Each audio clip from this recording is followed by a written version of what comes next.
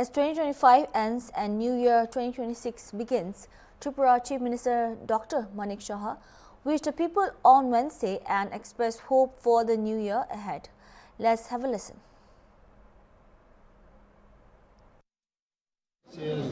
Last দিন অর্থাৎ আমাদের পুরনো যে বছর তার বিদায়ের পালা আর আগামী কাল থেকে আমাদের 2026 1 জানুয়ারি নতুন বছরকে আমরা স্বাগত জানাচ্ছি।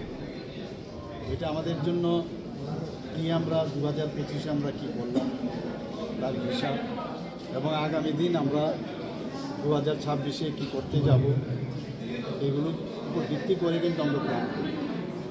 তো সেটা তো একটা দিক সরকারের আমাদের বিষয়, কিন্তু আগামীকাল থেকে 2026-এর প্রথম 1 জানুয়ারি আমি সেই উপলক্ষে সমস্ত রাজ্যবাসী তথা সমস্ত